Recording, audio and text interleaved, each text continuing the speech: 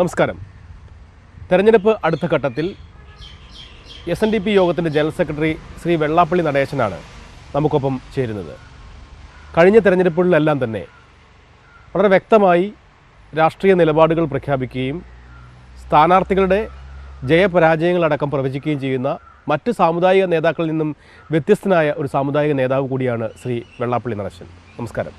നമസ്കാരം.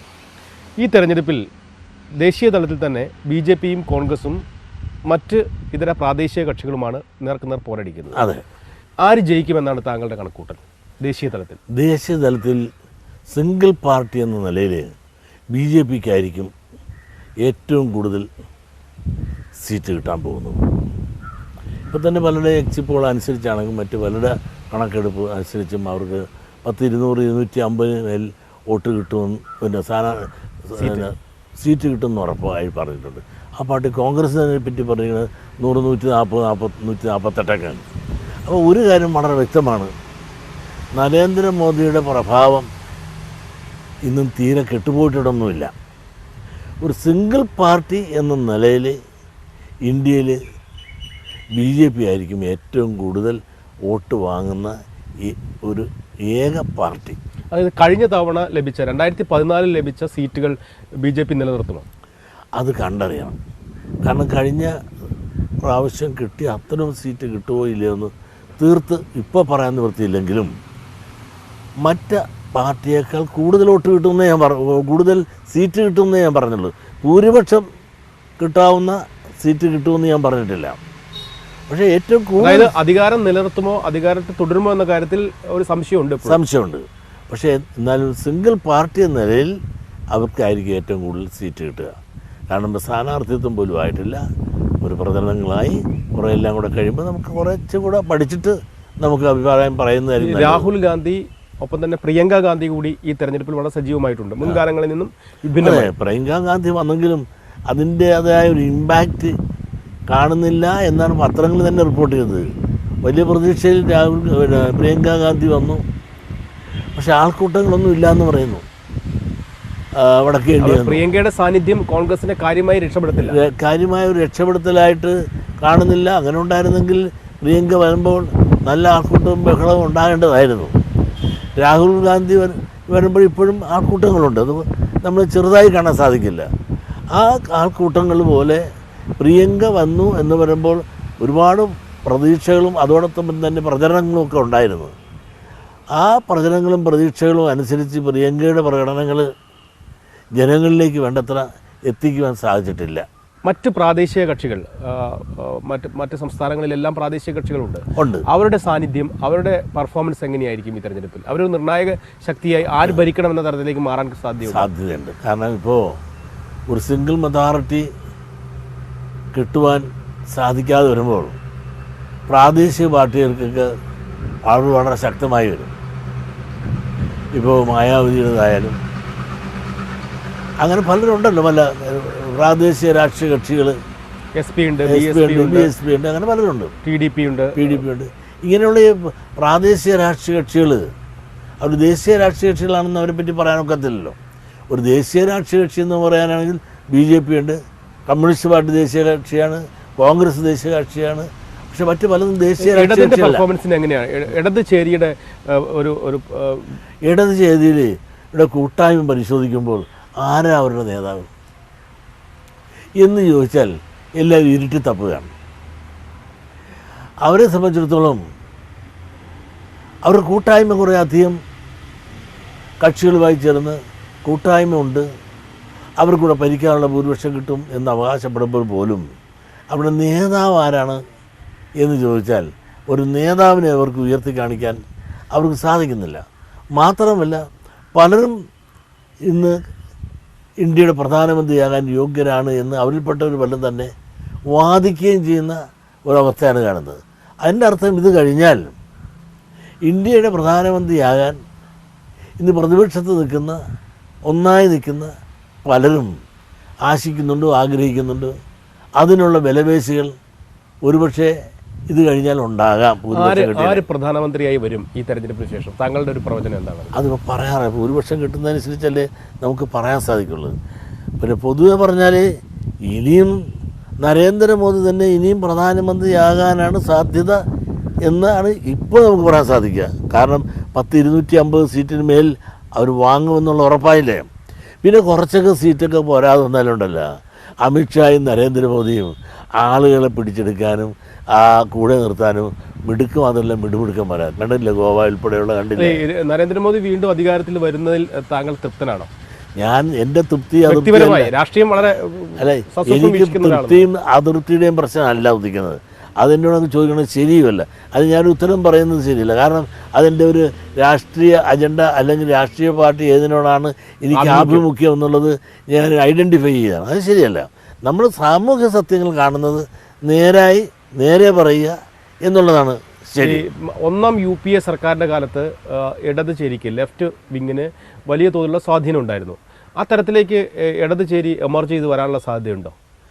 ഇടത് ചേരി എന്ന് പറഞ്ഞാൽ ഏതെല്ലാം പാർട്ടിയാണ് താങ്കൾ ഉദ്ദേശിക്കുന്നത്? CPM, CPI അങ്ങനെയുള്ള ഇടതുപക്ഷമുണ്ട്. അല്ല, CPM എന്ന് പറഞ്ഞാൽ അഖിലേന്ത്യാ ബേസിസിൽ നോക്കിയാൽ അവർ ഒരുപാട് നേതാക്കന്മാരും അനുയായികളും ഉണ്ടെങ്കിലും ജയിച്ചു വരുന്ന ആളുടെ എണ്ണം വളരെ കുറവല്ലേ. പശ്ചിമ ബംഗാളിൽ തന്നെ കഷ്ടമാണ്. അത് കേരളത്തിൽ തന്നെ കുറേ പേരെല്ലാവരും ജയിക്കും. ഇപ്പം തന്നെ 6-7 പേരുണ്ട്. ഒരുപക്ഷെ നല്ലൊരു പ്രവർത്തനം കാഴ്ചവെച്ചാൽ അല്പം കൂടി മെച്ചമായ കുറച്ച് പേരെ കൂടെ അവർക്ക് ജയിപ്പിച്ചാൽ എടുക്കാം. ചിലപ്പോൾ സാധിക്കാതെ പോകാം. ഏറ്റവും കൂടുതൽ സീറ്റ് ഇടതിന് കേരളത്തിൽ നിന്ന് കിട്ടും, അതിന് യാതൊരു സംശയമില്ല. തുഷാർ തൃശ്ശൂർ മത്സരിച്ചാൽ പരാജയപ്പെടും എന്ന് ആദ്യം താങ്കൾ പറഞ്ഞിരുന്നു, പരസ്യമായി പറഞ്ഞിരുന്നു. ഇപ്പോൾ BJPയുടെ 13 സീറ്റിൽ സ്ഥാനാർത്ഥിയെ പ്രഖ്യാപിച്ചു കഴിഞ്ഞു. പത്തനംതിട്ട മാത്രം പ്രഖ്യാപിക്കാനുള്ളൂ. തൃശ്ശൂരിൽ ഇപ്പോഴത്തെ ഒരു അവസ്ഥയിൽ TN പ്രതാപനും രാജാജി മാത്യുവും തുഷാർ വെള്ളാപ്പള്ളിയും മത്സരിച്ചാൽ എന്താണ് ഇപ്പോഴത്തെ ഒരു അവസ്ഥ? ഈ എന്തുകൊണ്ടും സുധീരനുള്ള ഇദ്ദേഹത്തിന് കോൺഗ്രസ് സ്ഥാനാർത്ഥി ഉണ്ടല്ലോ, അദ്ദേഹത്തിന് പ്രതാപന് സാധ്യത വളരെ കുറവാണ്. കാരണം പ്രതാപന് പൊതുവെ പറഞ്ഞാൽ ഒരുപാട് പ്രതാപം കാണിച്ച് ജനങ്ങളിൽ നിന്ന് അകന്നു നിൽക്കുന്നതാണ്. പറഞ്ഞു വരുന്നത് തുഷാർ ജയിക്കുമെന്നാണ്. ആരാണ് ജയിക്കുന്നതെന്ന് നമുക്കൊന്നും പറഞ്ഞു. കഴിഞ്ഞ ആഴ്ച വളരെ വ്യക്തമായി പറഞ്ഞു മത്സരിച്ചാൽ തോറ്റുപോകുമെന്ന് പറഞ്ഞു. അതുകൊണ്ട് മത്സരിക്കരുതെന്നും പറഞ്ഞു. SNDP യൂണിയന്റെ ഭാരവാഹി സ്ഥാനം രാജിവെക്കണമെന്ന് പറഞ്ഞു. 3 ഡിമാൻഡ് വളരെ പരസ്യമായി വ്യക്തമായി പറഞ്ഞു. ഞാൻ ആ ലാസ്റ്റ് പറഞ്ഞ ഡിമാൻഡിൽ ഇപ്പോഴും ഞാൻ ഉറച്ചു നിൽക്കുകയാണ്, രാജിവെക്കണം. പക്ഷെ അയാൾ പറഞ്ഞല്ലോ, അതിന് തർക്കിക്കണ്ടാരും. ഞാൻ SNDP യോഗത്തിന്റെ വൈസ് പ്രസിഡന്റ് സ്ഥാനം രാജിവെക്കാൻ തയ്യാറാണെന്ന് അയാൾ പ്രസ്താവിച്ചു കഴിഞ്ഞല്ലോ. അതൊക്കെ ആ ചാപ്റ്റർ ക്ലോസ്. ഇനി ചർച്ച വേണ്ടത്. അപ്പൊ ജയിക്കുമോ തോക്കുമോ എന്നുള്ള കാര്യത്തിൽ ഇനി എണ്ണി തിട്ടപ്പെടുത്തിയിട്ട് നമുക്ക് പറയാം. ഈ രാഷ്ട്രീയ മറിച്ചിലും സമവാക്യങ്ങളും എന്തെല്ലാം വരും എന്നുള്ളതിനെപ്പറ്റി ഞാൻ കാണുന്നതിനെയൊക്കെ പല ന്യായങ്ങളും പല സമവായങ്ങളും ചിലപ്പോൾ ഉണ്ടാകാതെ ഇരിക്കാം. അതുകൊണ്ട് ആര് ജയിക്കും, ആര് തോക്കുമെന്ന് പ്രവചിച്ചു കഴിഞ്ഞാൽ ഓരോരുത്തരും അതിനെപ്പറ്റി ഞാൻ പറഞ്ഞ വ്യാഖ്യാനം. മത്സരിക്കരുത് എന്ന് പറഞ്ഞ് അച്ഛൻ മത്സരിക്കരുതെന്ന് പറഞ്ഞു. യോഗത്തിന്റെ ജനറൽ സെക്രട്ടറിയും പറഞ്ഞു. യോഗത്തിന്റെ വൈസ് പ്രസിഡന്റാണ്, മകനാണ്. അച്ഛൻ്റെ വാക്ക് കേട്ടിട്ടില്ല. അച്ഛനും മകനും രാഷ്ട്രീയത്തിലില്ല. ജനറൽ സെക്രട്ടറിയും വൈസ് പ്രസിഡന്റ് ഉണ്ടല്ലോ. അതിനുണ്ട്. ജനറൽ സെക്രട്ടറി എന്ന നിലയിലാണ് ഞാൻ പറഞ്ഞത്. യോഗ ഭാരവാഹികൾ എന്ന് പറഞ്ഞാൽ പ്രസിഡന്റ്, സെക്രട്ടറി, ഞാനുൾപ്പെടെ വൈസ് പ്രസിഡന്റ്, ദേവസ്വം സെക്രട്ടറി, 4 പേരാണ് യോഗ ഭാരവാഹികൾ മത്സരിക്കരുത്. കാരണം മറ്റൊന്നും കൊണ്ടല്ല, ഇവർക്കെല്ലാം മത്സരിക്കാനുള്ള സ്വാതന്ത്ര്യമുണ്ട്. മത്സരിക്കുന്നതൊന്നും ഞാൻ എതിരുമല്ല. തുഷാറും മത്സരിക്കുന്നത് ഞാൻ എതിരല്ല. കാരണം ഇതൊക്കെ മുമ്പ് ഇങ്ങനെ ഒരു മത്സരം പണ്ട് നടന്നിട്ടുണ്ട് കോൺഗ്രസിൽ. അത് നടന്നപ്പോൾ അവരെല്ലാം ദയനീയമായി പരാജയപ്പെട്ടതിൻ്റേതായ പരുക്കൾ ഒരുപാട് സങ്കടങ്ങളുണ്ടായി. ആ പരുക്കൾ ഉണ്ടാകാതിരിക്കാനാണ്. അതല്ലാതെ തുഷാർ നിന്നാൽ തോറ്റുപോകുന്നോ അല്ലെങ്കിൽ സംഘടനയ്ക്ക് ഒരുപാട് പരുക്കുണ്ടെന്നോ ഉള്ള ഉദ്ദേശത്തല്ല ഞാൻ പറയും. ഞങ്ങളുടെ സംഘടനയിൽ എല്ലാ രാഷ്ട്രീയ കക്ഷികളിലും പെട്ട ആളുകളുണ്ട് താഴെ. അവർ പ്രവർത്തിക്കട്ടെ, മത്സരിക്കട്ടെ, ആരെങ്കിലും ജയിക്കട്ടെ, തോക്കട്ടെ, അതിലൊന്നും നമുക്ക് ഒരു തർക്കമില്ല, അതിനൊന്നും നമുക്ക് പ്രയാസമില്ല. അല്ല, ഇപ്പോൾ മത്സരിക്കുന്നതിനെ സ്വാഗതം ചെയ്യുകയാണ്. പക്ഷെ ഒരു കണ്ടീഷൻ, ആ വൈസ് പ്രസിഡന്റ് സ്ഥാനം രാജിക്കത്ത് തന്നിട്ടേ പറ്റും. അതായിരിക്കും ശരി. ഞാൻ ശരിയുടെ ഭാഗത്താണ് നിൽക്കുന്നത്. ഈ വൈസ് പ്രസിഡന്റ് സ്ഥാനം രാജിവെച്ചിട്ട് മത്സരരംഗത്ത് ഇറങ്ങിയാൽ 2 രീതിയിലാണ്.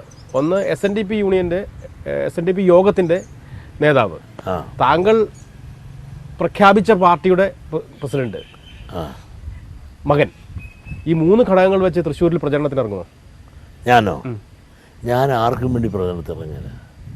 ഞാൻ നേരത്തെ പ്രഖ്യാപിച്ചതാണ്. ഇത്തവണ SNDP യോഗം ശരിദൂരത്തിലാണ്. SNDP യോഗത്തിനകത്ത് തുഷാറിന് വേണ്ടിയിട്ട് പ്രചരണത്തിന് ഉണ്ടാവില്ല. തുഷാറിനല്ല, ആർക്കും വേണ്ടി പ്രചരണത്തിന് പോകില്ല. ഒരാളെ നിങ്ങൾ ഐഡൻറ്റിഫൈ ചെയ്യണ്ട. ഒരു പാർട്ടിക്ക് വേണ്ടി പ്രചരണത്തിന് പോകില്ല. പരസ്യമായി പോവില്ല, രഹസ്യമായി, പരസ്യവും ഇല്ല, രഹസ്യവും ഇല്ല, ഫോണിലൂടെയും ഇല്ല. ആരുടെയും സഹായം. നിങ്ങൾ അതിനെപ്പറ്റി കൂടുതൽ സമയം ചർവണം ചെയ്ത് സമയങ്ങളുണ്ട. ഈ വന്ന ആളിനോടും ഞാൻ പറയത്തില്ല. എന്നാൽ കഴിഞ്ഞ പ്രാവശ്യം അദ്ദേഹത്തിന് വേണ്ടിയിട്ട് ഞാനും മകനും കൂടെ പോയതാണ്, ഞാനും ഭാര്യയും പോയതാണ്. അല്ല, ആശീർവദിക്കും. ഏത് വരുന്നവർക്കെല്ലാം ആയുഷ്മാൻ ഭവ കൊടുത്തു വിട്ടിട്ടുണ്ട്. അത് എല്ലാ സ്ഥാനാർത്ഥികൾക്കും, ഒരു മണ്ഡലത്തിൽ നിന്ന് എല്ലാ സ്ഥാനാർത്ഥികൾക്കും, എല്ലാത്തിനും. ഇന്നസെന്റും എൻ രാധാകൃഷ്ണനും എല്ലാവരും ഒരു മണ്ഡലത്തിൽ നിന്ന് മത്സരിക്കുന്ന എല്ലാവർക്കും. ഇന്നസെന്റിനും ആയുഷ്മാൻ ഭവ. ഇപ്പോൾ ബെന്നി വരുമെന്ന് പറഞ്ഞിട്ടുണ്ട്, ആയുഷ്മാൻ ഭവ. എൻ രാധാകൃഷ്ണനും ആയുഷ്മാൻ ഭവ. ഇന്നലെ കുമ്മനം വന്നു, ആയുഷ്മാൻ ഭവ. തുഷാറിനും ആയുഷ്മാൻ ഭവ. TN പ്രതാപനും ആയുഷ്മാൻ ഭവ. രാജാജിക്കും അത് തന്നെ. മാനസികമായി മകൻ ജയിച്ച് കയറി വരുന്നതിനോട് ഒരു പിതാവിന് ഒരു താല്പര്യം ഉണ്ടാവില്ല. മറ്റെല്ലാം മാറ്റിവെക്കാം, എല്ലാ ഘടകങ്ങളും രാഷ്ട്രീയം എല്ലാം മാറ്റിവെക്കാം. കാരണം ഞാനൊരു രാഷ്ട്രീയക്കാരായി വരണമെന്ന് ഒന്നും വന്നവനല്ല. ഒരുപാട് നഷ്ടപ്പെടാനുള്ളവനാണ്. അപ്പോൾ കഴിയുന്നത്ര എനിക്കൊരു മകനേ ഉള്ളൂ, വേറൊരു മകനെ അതിന് പകരം വയ്ക്കാനില്ല. വീടും കുടുംബവും അവനൊന്നും ഉണ്ടാക്കിയിട്ടില്ലെങ്കിൽ പോലും ഞാനുണ്ടാക്കിയത് എൻ്റെ അച്ഛൻ ഉണ്ടാക്കി തന്നത് ഒന്ന് നോക്കിക്കണ്ട് നന്നായിട്ട് പോയാൽ നന്നായിരുന്നു എന്ന് ആഗ്രഹമുണ്ട്. കാരണം എനിക്ക് ഒരുപാട് പരാജയം പറ്റിയിട്ടുണ്ട്. ഞാൻ ഈ സമുദായ സ്ഥാനത്ത് വന്നത് 22 കൊല്ലമായി. എനിക്ക് പറ്റിയൊരു അപകടം എന്ന് പറയുന്നത്, ഈ നല്ലൊരു കച്ചവടക്കാരനായിട്ട് ഒരു റെയിൽവേ കോൺട്രാക്ടറുമായിട്ട് നടന്ന് ഞാൻ ട്രാക്ക് തെറ്റി ഈ ട്രാക്കിലായിപ്പോയി. അതിന് ഒരുപാട് പരിക്കുകളും പരിഭവങ്ങളും പലരെയും വിദ്വേഷങ്ങളുമൊക്കെ എനിക്ക് കേൾക്കേണ്ടി വന്നിട്ടുണ്ട്. നഷ്ടത്തിൻ്റെ കണക്ക് മാത്രമേ എൻ്റെ സ്വകാര്യ ജീവിതത്തിലുള്ളത്. അതുകൊണ്ട് ഇനിയൊരു നഷ്ടം സ്വകാര്യ ജീവിതത്തിൽ ഇല്ലാതെ കുടുംബവും അതുമായിട്ട് നോക്കി പോകുന്നതാണ് ഒരു നല്ലതെന്ന് ഒരു പ്രായമായി വരുമ്പോൾ എനിക്ക് തോന്നിയാൽ, ഒരച്ഛൻ എന്ന നിലയിൽ ചിന്തിച്ചാൽ അത് നിങ്ങൾക്ക് നിഷേധിക്കാൻ സാധിക്കുമോ? ഒരു സബ്സ്റ്റിറ്റ്യൂട്ടിനെ വയ്ക്കാനുണ്ടായിരുന്ന തിരക്കില്ല. ഞാൻ ഒരുപാട് എൻ്റെ അച്ഛനും ഞാനുണ്ടാക്കി ഒരുപാട് സമ്പത്തും ഭൂമി താമസിക്കുന്ന 10-15 ഏക്കറാണ് സ്ഥലത്താണ്. ചുറ്റെടുക്കണം തന്നെ സമയം പറയുന്നത്. അപ്പോൾ ഇതൊക്കെ നോക്കാനുമല്ല. അതുകൊണ്ട് ഇവർക്ക് ആരുടെയും പുറകെ പോകാതെ ജീവിക്കാനുള്ള എല്ലാ ഭൗതിക സൗകര്യങ്ങളും ഇവിടെ ഉണ്ട് താനും. ആര് നോക്കും? എനിക്കൊരു മകനും ഒരു മകള് വരുന്നത് നോക്കാനുള്ള ആൾ വേണ്ടേ? പിന്നെ അവൻ്റെ മകൻ അല്ല MP ആവുന്നതിന് തടസ്സമൊന്നുമല്ല. MP എന്നുള്ള തടസ്സം വെച്ചാൽ പലർക്കും രാഷ്ട്രീയത്തിൽ പോണ കാശുണ്ടാക്കാനാണ്. അതിനുള്ള വശം അയാൾക്കുണ്ടാകുന്ന എനിക്ക് സംശയമാണ്. അതിൻ്റെ ആവശ്യമില്ല. അതിനുള്ള വശം അറിയാനും പാടില്ല. പറഞ്ഞ് MP ആകുന്ന മത്സരിക്കണം, എത്ര രൂപ വേണോ? പണം പോകുന്നതാണോ ഒരു വിഷമം? അല്ല, പണം അനാവശ്യം ധർമ്മം കൊടുക്കുക, ഇങ്ങനെ കളയുന്നത് ശരിയാണ്. തുഷാർ മത്സരിക്കുന്നതേ നല്ലത് ഈ പൈസ ധർമ്മം കൊടുക്കാനാണ് പറയുന്നത്. എന്നല്ല, നിങ്ങൾ ടെസ്റ്റ് ചെയ്ത് കൊണ്ടുപോകരുത്. ടെസ്റ്റ് ചെയ്ത് കൊണ്ടുപോകുന്നത് ശരിയല്ലല്ല. അതിന്നിപ്പോൾ ഇന്നലെ വന്നൊരാൾ ഞാൻ പറഞ്ഞതിൻ്റെ ഒരു കഷ്ണം എടുത്തിട്ട് ബാക്കി പുള്ളിയുടെ കൂടെ ചേർത്ത് ടെസ്റ്റ് ചെയ്ത് കൊണ്ടുപോകുന്നത്. നമ്മളിതിനൊക്കെ പോയി ഒന്നുമില്ലാത്തവർ പോയാൽ കുഴപ്പമൊന്നുമില്ല. അതിനുള്ള പക്ഷേ ഇയാളെ കൂട്ടുള്ളവർ ചെന്ന് കഴിഞ്ഞാൽ ഇവനും കാശുള്ളവനാണല്ലോ എന്ന് കണക്കാക്കി എല്ലാവരും ഇയാളെല്ലാം ബാക്കി ആരെങ്കിലും നിന്നാൽ ചിലവാക്കുന്നതിൻ്റെ 3 ഇരട്ടി ഇയാൾ നിന്നാൽ ചിലവാക്കേണ്ടി വരും. എല്ലാവരും പണം ചിലവ്. ഒന്നുമില്ല 12,000 ബൂത്തുകളുണ്ടാകും. ആ ബൂത്തിൽ തന്നെ കൊടുക്കാൻ എത്ര ദിവസം വേണം ലാസ്റ്റ് ഡേറ്റിലൊക്കെ? അതാ ഒരു പാർലമെൻറ്റ് തിരഞ്ഞെടുപ്പെന്ന് പറഞ്ഞാൽ 6-7 നിയോജക മണ്ഡലമുണ്ട്. അസംബ്ലി പോലെയല്ല. അല്ല, ഈ കാരണം കൊണ്ടാണോ മത്സരിക്കരുതെന്ന് പറഞ്ഞതിൻ്റെ കാര്യം? അത് പല കാരണങ്ങളുണ്ട്. അതിൻ്റെ പൂർണ്ണമായ ഒരു ചർച്ചയിലേക്ക് നമുക്ക് പോകാം. തുഷാർ എന്ന് പറയുന്ന ആ വിഷയത്തിലേക്ക് 2 ചോദ്യങ്ങൾ കൊണ്ട് അല്ല, അത് 2 ചോദ്യം കൂടി ഉണ്ട്. ഒന്ന്, ആദ്യം പറഞ്ഞ തോൽക്കുമെന്ന് പറഞ്ഞ കാര്യത്തിൽ ഇപ്പോൾ അങ്ങനെ ഒരു പ്രസ്താവനയ്ക്ക് തയ്യാറല്ല. അല്ല, തയ്യാറല്ല. തോൽക്കുകയോ ജയിക്കുകയോ ചെയ്യാം. പക്ഷെ അന്ന് അങ്ങനെ പറയാൻ കാരണം അന്നത്തെ രാഷ്ട്രീയ പരിസ്ഥിതി നിന്ന് ഇപ്പോൾ പരിസ്ഥിതി വെച്ച് നോക്കുമ്പോൾ ഞാൻ ആദ്യം കേട്ടത് അവിടെയെങ്ങും അല്ല, ഈ തൃശ്ശൂർ ആണെന്നല്ല ഞാൻ ആദ്യം മനസ്സിലാക്കിയിരുന്നത്. വേറെ ചില സ്ഥലങ്ങളാണ് ഞാൻ മനസ്സിലാക്കിയിരുന്നത്. അങ്ങനെ അവിടെ പോയി ഈ മറ്റു സ്ഥലങ്ങളിൽ പോയി ഇവനിങ്ങനെ കാക്ക പിടിച്ച് നടന്നുള്ള ശീലമില്ലല്ലോ. ഈ രാഷ്ട്രീയത്തിനെന്ന് പറഞ്ഞാൽ ഒരുപാട് വളയാനും കുനിയാനും നിരങ്ങാനും നക്കാനും ഒക്കെ നല്ലപോലെ ചാതുര്യം വേണം.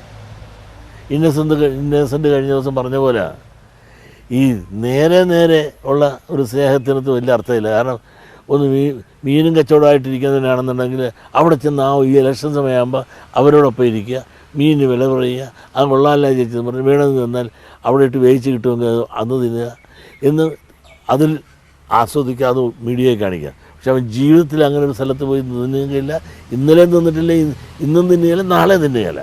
പക്ഷെ പല വേഷങ്ങളും തറവിലകളും കാണിക്കുന്നുണ്ട് രാഷ്ട്രീയക്കാർ. ഈ നിങ്ങൾ കാണുന്ന ടി വിയിലൊക്കെ നിങ്ങൾ കാണുന്നത് ടി വിക്കാരെ കൂടെ നിർത്തിക്കൊണ്ടല്ല ഈ കോമാളി വേഷമൊക്കെ കെട്ടിക്കുന്നത്. അപ്പോൾ ഇങ്ങനെയൊക്കെ കെട്ടിയും വേഷം കെട്ടിയൊക്കെ നടത്തിക്കൊണ്ട് പോകാനുള്ള മെയ്വഴക്കം തുഷാറിന് വേണ്ടത്ര ഉണ്ടെന്ന് എനിക്ക് തോന്നുന്നില്ല. അതൊരു നാണം കെട്ട മെയ്വഴക്കങ്ങളാണിതില്ല.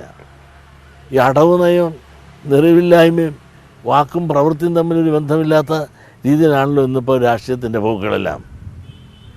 അതെല്ലാം തിരിച്ചടിയാണോ അപ്പോൾ? ഇവർ ഉടനെ കൊച്ചിനെ എടുക്കുക, എന്താണ് മോനെ ചോദിക്കുക. ജീവിതത്തിൽ എൻ്റെ മക്കളെപ്പോലും എടുക്കാത്തവനായിരിക്കും രാഷ്ട്രീയക്കാർ.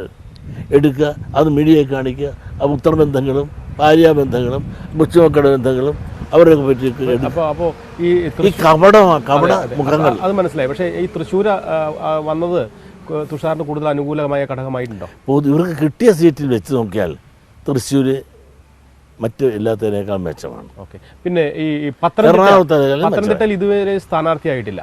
ശബരിമല അടക്കമുള്ള വിഷയങ്ങളുണ്ട് താനും. അപ്പോൾ പത്തനംതിട്ട ആയിരുന്നെങ്കിൽ കുറച്ചുകൂടി മെച്ചപ്പെട്ട പ്രകടനം കാഴ്ചവെക്കാൻ കഴിയുമായിരുന്നു. അതെനിക്കറിയില്ല. കാരണം പത്തനംതിട്ട എന്ന് പറഞ്ഞാൽ അവിടുത്തെ രീതി വേറെന്താണ്. പത്തനംതിട്ട എന്ന് പറഞ്ഞാൽ അതൊരു ശബരിമല ബേസ് ചെയ്തുകൊണ്ടുള്ള നാമജപം ബൂസ്റ്റ് ചെയ്തുകൊണ്ടുള്ള ഒരു പ്രകടനമേ അവിടെ ആകുള്ളൂ. ആ നാമജപം ഇയാളുമായിട്ട് അവിടെ ചെന്ന് ഒരു നാമജപത്തിനും പോയ ആളല്ല. ഈ ശരിദൂരം എന്ന് പറയുന്നത് തൃശ്ശൂരിലും SNDPക്ക് ശരിദൂരം തന്നെയായിരിക്കും. അത് SNDP അതിൻ്റെ സംസ്ഥാന ഉപാധ്യക്ഷനാണ് മത്സരിക്കുന്നത്. രാജിവെച്ചിട്ടാണെങ്കിൽ പോലും ജനറൽ സെക്രട്ടറി മകനുമാണ്. അപ്പോൾ ആ ഒരു അനുകമ്പ, ആ ഒരു സ്നേഹം ഈഴവ സമുദായത്തിന് പൊതുവെ തൃശ്ശൂരുണ്ടാവില്ലേ? സ്വാഭാവികമായിരിക്കുമല്ലോ, പിന്തുണ ഉണ്ടാവും. അപ്പോൾ സ്വാഭാവികമായിട്ടും SNDP യോഗത്തിൻ്റെ വൈസ് പ്രസിഡന്റ് അവിടെ യൂത്ത് മൂവ്മെൻറ്റിൻ്റെ കൂടെ പ്രവർത്തിച്ചും ഇത്രയും ദീർഘനാൾ സംഘടനാ മികവ് കാണിച്ചിട്ടുള്ള ആളാണ്. സംഘടനാ രംഗത്ത് പ്രത്യേകിച്ച് ആ തൃശ്ശൂർ മേഖലയിൽ നല്ല രീതിയിൽ പ്രവർത്തിച്ച് അയാളുടെ ഫോളോവേഴ്സ് ഒരുപാടുണ്ട്. അപ്പോൾ അത് ആ ഘടകങ്ങളെല്ലാം തന്നെ അയാൾക്ക് അനുകൂലമായിട്ട് അവിടെ ഉണ്ടാകും എന്നുള്ള കാര്യത്തിൽ യാതൊരു സംശയമില്ല. അപ്പോൾ മറ്റ് മണ്ഡലങ്ങളിൽ നിന്ന് വിഭിന്നമായി ഈഴവ സമുദായത്തിൻ്റെ വലിയൊരു പിന്തുണ അവിടെ NDA സ്ഥാനാർത്ഥിക്ക് ലഭിക്കും.